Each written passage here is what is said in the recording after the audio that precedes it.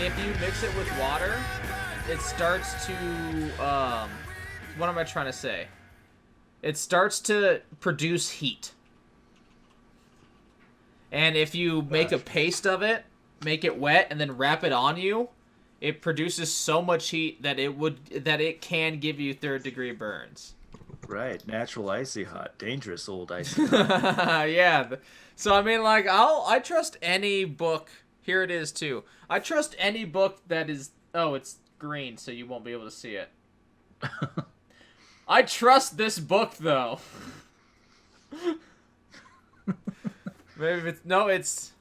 The point is, mustard will say. There it is. Mustard will save your life. Okay. Yeah. Sounds good. Just like we will save your life in a paranormal preparedness situation, this book, By My Face, will save your life. Now, this book taught me that pigs is pigs. Oh, God damn it. I'll get it. I still can't see it, but I assume is that what, Das Kapital? Pigs is pigs. Oh. Pigs to pigs. If you were to ask me what book radicalized me, it's this book right here. Pigs is Pigs. Pigs is Pigs. By Ellis Parker Butler. Well, this book right here that you now can't see. Oh, by the way, Werewolf Radar is now a book club. A book recommendation club. Oh, yep. Shit. Were we supposed to be reading? No, I mean, we weren't supposed to be. I didn't actually read my book. I have no idea what Pigs is about. I'm assuming. It's about pigs being pigs. I'm gonna guess here that it's maybe there's a twist, and in the end, pigs ain't pigs. See, like it's an Animal House type of situation. By that I meant Animal Farm. They usually pigs at all. Remember Animal House when all the pigs got put on double secret probation for trying to overthrow the farm? There was that one pig that was spying on women and had a boner so big that it made him fall backwards on the ladder. It was hilarious at the time, problematic in retrospect. Except for the actual boner situation. I think everyone who watched that went, Could I do that? Could a boner push me away from a wall? Like, I don't have to be looking at anyone or anything. I want to do that experiment. I want to put myself against a ladder, against a house, and see if you can use your penis to propel enough force. Repel you from... First of all, you would have to get a boner at a speed that would probably blow your dick off in order to propel you away from the building. Or you'd have to develop unbelievable Kegel muscles, which would just, I don't even know what kind of regimen that would involve. Probably that dude on the internet who swings horrible weights from his genitals sometimes. He's an American, or he's a world treasure. He's a World Heritage Post of a man. Truth. When we send the follow-up gold record into outer space, it'll all be his original singles. It'll be the measure of his boner force will be part of it. The boner force is great with this one. He will use it. He'll launch the record into space. This powerful boner force. Do you think he's the chosen one, like Buffy the Vampire Slayer? Boy, wouldn't that be a bummer? Wouldn't that be a bummer if like you get chosen, like the boner spirit? Yeah. Goes from one person to one person every generation. Sure. Every generation, right. And there's some issues to where, like, if you die and come back, there's technically two boners. Mm-hmm. Sure. Right. And that mid-season lull phase. Mm-hmm. Mm-hmm. Yeah. That comes up. You remember season 3.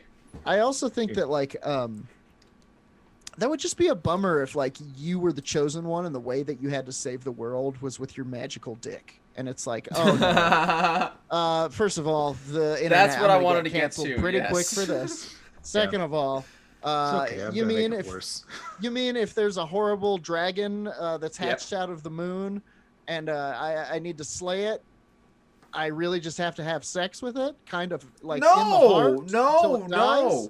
When the time is When the time is right. That was Jeffrey Epstein's plan. He was trying to seed the world with a race of Epsteins.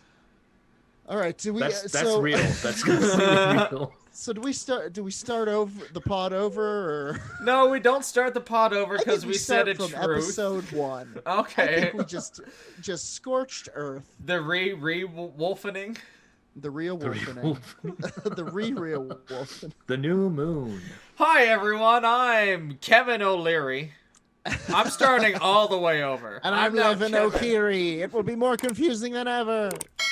And I'm Shortbread O'Donnell. You're listening to Werewolf Radar. Ladies and gentlemen, welcome to Werewolf Radar. New moon.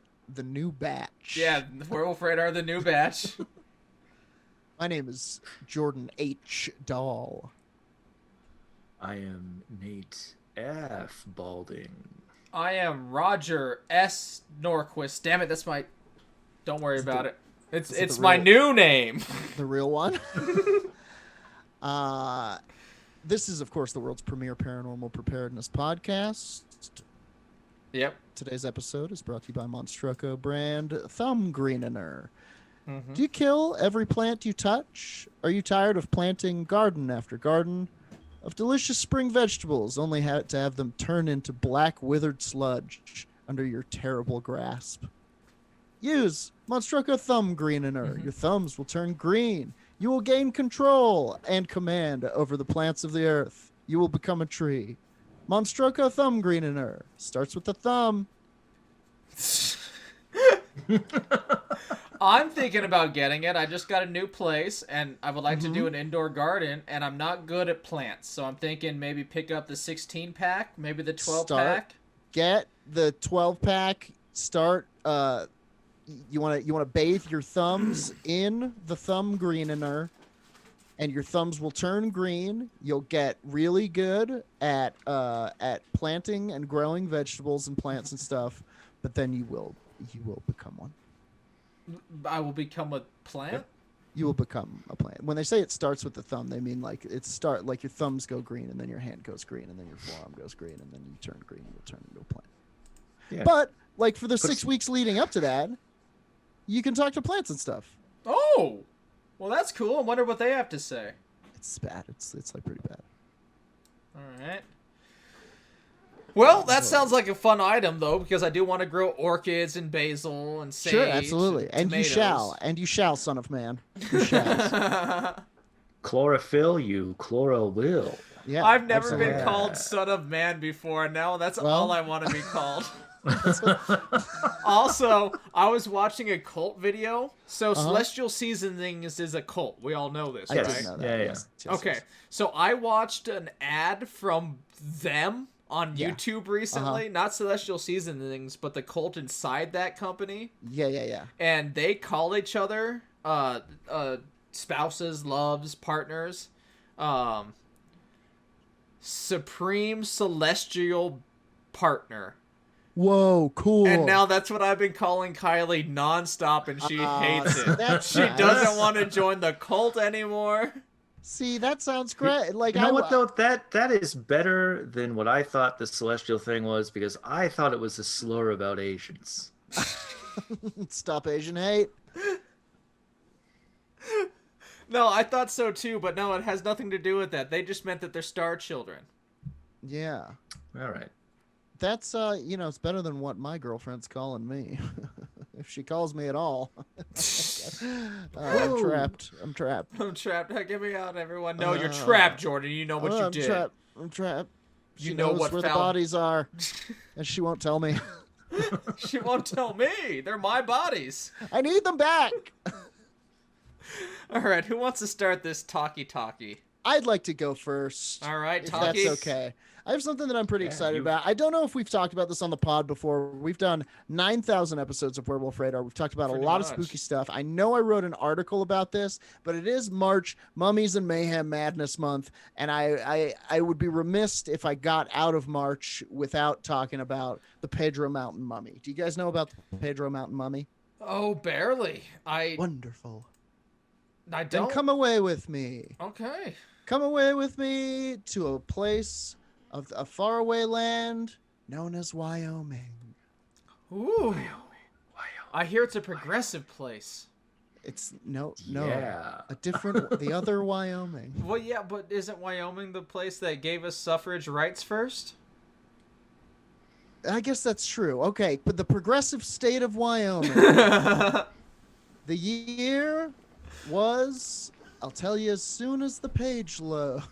I'm gonna guess. Well, I'll tell you what, it was- 1842. No, that Wyoming wasn't the state yet. Never mind. How do you know that? Why do you know that? I know a lot about Wyoming. In addition to being a son of man, he's a son of Rock Spring. Did you know that there's an Air okay. Force base in Cheyenne? No, Well, yeah, I it's didn't filled know with that. No, UFOs. that's a different. That's Cheyenne Mountain, which is also in Yes. Wyoming, and Colorado. It's a big mountain. It's a thick mountain. It's a sexy mountain. Thick ass mountain. Interstate mountains. Okay, so Yes. the year is 1930 something. I was off by 100 years. I'm sorry. I guessed. Using dynamite, Cecil Maine and Frank Carr blew open the entrance to a cave on the slope of a peak in the Pedro Mountains, about 65 miles southwest of Casper, Wyoming. This is from Now, were Trip.com. they the using Casper traditional Star Tribune. dynamite, or was that Monstroko brand cave widener? Monstroko brand cave lightener, as it's called. Cave loosener. Cave vacator. Fish gatherer. Inside they found not a streak of gold, but what looked like a tiny, dead old man. What? With leathery skin, his arms crossed and his legs folded under him as he sat on a ledge in the back of the cave. It was a mummy. It was about 6 to 7 inches tall, sitting down. It weighed about a pound. Maine and Carr might not have known it, but they were holding a treasure. They swore to their story of Before you finding go the mummy. on, Jordan, Uh-huh. what your first reaction to finding a mummy or anything? Would you go, "This is a treasure," or would you do what I do and go like, "Oh God"?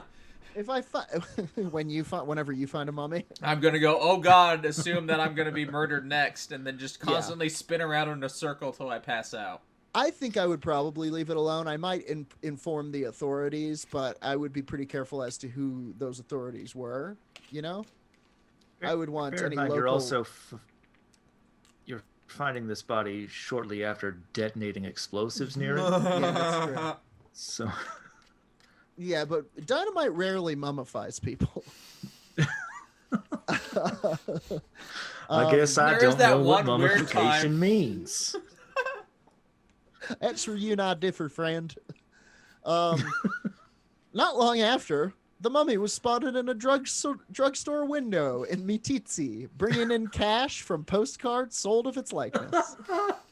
It was displayed for viewing in Greeley, Colorado, You're goddamn right it was. and elsewhere, accompanied by fantastic tales about what it was.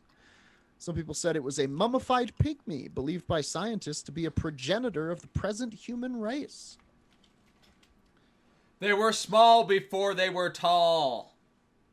That is, I mean, that's true. Yeah, Generally Jesus was speaking, only the way like it goes. 5'7". And then in death, thousands of stories high. It was a sideshow attraction for a minute. He pulled the Pedro Mountain Mummy pulled who is affectionately called Chiquita, I should say. Nice. Was in Man. a sideshow for a hot second, as any good mummy would be, you know. Yeah, he was briefly in the Rolling Stones. In the Stones, He tried was acid. part of the band. Was You in know, the background when JFK got shot. he might have shot JFK. I'm writing that report. We'll see. The mummy was sold to a guy named Ivan Goodman, who was a car dealer in Casper, who showed off the mummy now seated atop a wooden base topped by a tall glass jar. A poster of the mummy bearing Goodman's name blared the hype. It's educational. It's scientific. It will amaze and thrill you. It's a pygmy preserved as it actually lived. I like that time in science when it was just literally like, I'm doing science. What are you doing? Staring at this pygmy skeleton? What y'all doing in there? Science. Science. Okay. Carry on. Nickel Gander, you want a science too? You want a science? 2 bits, fella. Okay. The poster featured photos of the mummy and x-rays of it from the side and the front. That's right. They have x-rays of the Pedro Mountain Mummy. A number of them. They even have a pretty good idea of what they're looking at here that we'll get into later. But that is unfortunately we'll get into it. Here we go.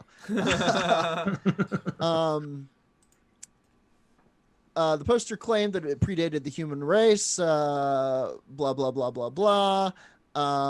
The mummy is stolen, of course, by somebody in 1950. Nicolas Cage's dad. While Ivan Goodman is in New York, he lost the mummy, he says. The mummy is gone. The only one of its kind found in Wyoming. A singular loss. A 1994 television show republicized the story of the mummy. Interesting. In Cheyenne, a family watched and remembered they saw as the University of Wyoming anthropologists told interviewers the story of a tiny mummy found in a Wyoming cave decades before, displayed as a curiosity, examined, stolen, and gone. The family knew something the man Gill had only suspected. The Pedro Mountain Mummy wasn't alone. There was another near at hand. This story took a twist I did not expect. Is this going to be like the mother mummy looking for its missing child mummy situation? No. Ultimately, what they discover in this episode is that what the Pedro Mountain Mummy likely was a child with encephaly. They were probably born underdeveloped. They probably had an overenlarged head, overenlarged features. They might have lived for, a couple of weeks, maybe even a couple of years, but ultimately we're probably dealing with a mummified, underformed human being. Which would make a lot of sense if it weren't for a couple of factors. Hit us with the main one being the Nimragar. Yes. The Nimragar are a legendary race, this is from the Nimragar Wikipedia page, of little people found in the folklore of Shoshone people in North America's Rocky Mountains, aka Wyoming, Colorado, Ohio, etc. Why not Utah? Oh, I guess because it's a different mountain range. You win this time, geography. This is also from the Wikipedia. Although thought to be mythical, the reality of the Nimragar tales was called into question in 1932 with the discovery of the San Pedro Mountain Mummy. 14-inch tall, 6.5 inches seated, found in a cave 60 miles south of Casper, Wyoming. Extensive tests were carried out on the mummy with the initial belief that it was a hoax. Tests performed by the American Museum of Natural History and certified genuine by the anthropology department at Harvard stated that the mummy was estimated to be the body of a full-grown adult, approximately 65 years old. Ooh. The mummy's damaged spine, broken collarbone, and smashed-in skull, exposing brain tissue and congealed blood, suggested that it had been violently killed. Adding to its strangeness, fell down on a cave. But it was seated in the cave. It was seated with its arms crossed and its hands folded. Oh yeah, it seems like it was a not sacrificial, but ritual burial. Like it seems like a ritual killing almost. Adding to its strangeness, the mummy had a full set of canine teeth. Fuck yeah, dog mouth. All of which. Dog mouth was last month. All of which were overly pointed. So all of its teeth were pointy, and the canines were specifically like. It could be filed. There's a few African tribes that do that in Ethiopia, and their water has more fluoride than typical water, so they have softer teeth and they can file them down, and that's what adults do, is they have sharp like pointy teeth. It's really cool. Sure. The University of Wyoming disagreed. They said that it was in fact an encephalitic anencephalic infant. Harvard disagreed. The American Museum of Natural History disagreed. There are historical accounts from the missionary Zeisberger in 1778 who point to the existence of the Nimrogar or other little peoples in North America near Cochaton, Ohio. Zeisberger wrote of a burial ground that reportedly had numerous races of a pygmy race, numerous remains of a pygmy race, approximately 3 feet in height. The long rows of graves of the pygmy race at Coshocton were regularly arranged with the heads to the west, a circumstance which was given to rise of the theory that these people were sun worshippers. Interesting. Yeah, facing the daily approach of the sun god over the eastern hills. It doesn't mention it in here, but the thing is, the Nimrogar were known for a couple of things. They were known for having... They were known for being hot as fuck. No, they were known for having little poison arrows that they would kill you with. They were small people, but they could hit you with 2 or 3 of these arrows, and they had a deadly poison that they knew about that could drop, bisons, people, you name it. They were also known to be ferocious cannibals. They loved to eat the flesh of one another and others. And also, they when members of the tribe got too old or sick, they ritually killed them. Oh, like in Midsummer. How they ritually killed them? I would very I'm much afraid like now. Go on. They smashed their heads in with a rock. Oh. Okay, that's a lot. Not a ton of thought going into that ritual, but I like it. But if you'll remember, a Pedro Mountain Mummy also had its head smashed in. And that rock smashed skull. So there you have it. That's the story of the Pedro Mountain Mummy. Pedro, you can call him. It's still out there somewhere. They don't know what happened to him. Was his name Chiquita? No, Chiquita was a different mummy of a child with an encephaly. Gotcha. Similar. I apologize for mixing that up. This is we're talking about the mummy of an elf person. I say Pedro then. That sounds nice. Pedro. 'Tis Pedro. And this is my that's the end of my segment that I'm calling Pedro, I just met you. Nice. Got it back. Excellent. Nice. Excellent work. Nate, shall we Rochambeau, or would you like to go? Well, if we were in person, we'd be Rochambeauing, we do normally when we're not in the quarantine. God damn this plague. Constantly. Yeah, we'll get back to it eventually. I also have a mummy thing, so we just continue down this road. Take me down memory lane. Dig down to the Mummy Dice City? No, it doesn't work. Take Never me mind. down to the Mummy Dice City where the grass is green and the girls are also mummies.